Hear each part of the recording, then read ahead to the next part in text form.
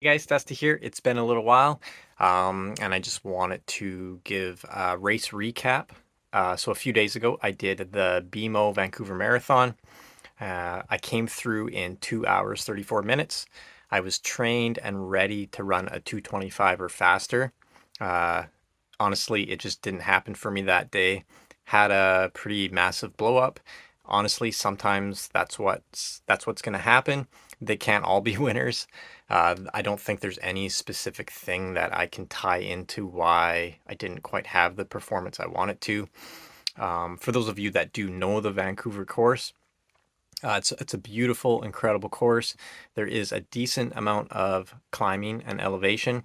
However, it is point to point, and if it's a really windy day and you have a headwind that lasts 15 to 10K, it can definitely make your time quite a bit slower than anticipated.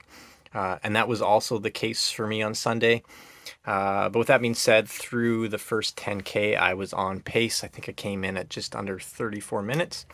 And then through halfway, I knew the wheels were already starting to come off, but I did hold my pace through half. I think I came through in about 1:12:30, so right on target to run that 225 marathon. My training and build up, especially in like the final 5 weeks, was really fantastic. Did a half marathon, I think about 5 weeks before the race, and I came in at 109. My biggest training run was about 4 weeks before the race, and it was a 39K run. Did a main set of 3 by 10K at marathon pace.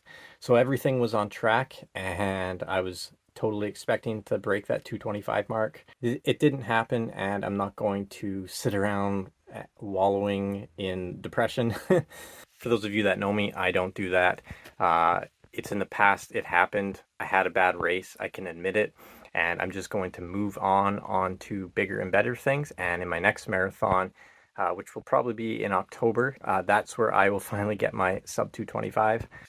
In the meantime, of course, I'll have some other shorter races, including I'll be looking to break 108 in the half marathon probably in August. And if you're curious about some details of the race, so for my nutrition plan, I decided to go with Morton, the gels specifically. So I tried to take gels at the 6K mark, the 12K, 18, 24, and then because I was in the elite category, we had access to our own aid stations on the course where we could have our own water bottles or whatever you want at those tables at that aid station. So up until 24K, I had used Morton gels, and then I believe it was at 28.5K into the race where one of the elite aid stations was. I had a water bottle waiting for me, like a handheld that you could carry. And with that, I filled that full of some of the Morton 360 mix. And from that point on, that water bottle lasted me the rest of the race. Mind you, by that point, my legs had gone, so I didn't even need all of that fuel. And then as far as footwear goes, I chose to go with the Asics Metaspeed Sky Paris, and I had zero issues with that shoe. It is so incredibly lightweight, and it just disappeared on my foot. Not once throughout the whole day did I even give any sort of second thought to the footwear that I had. So really nice, incredible shoes.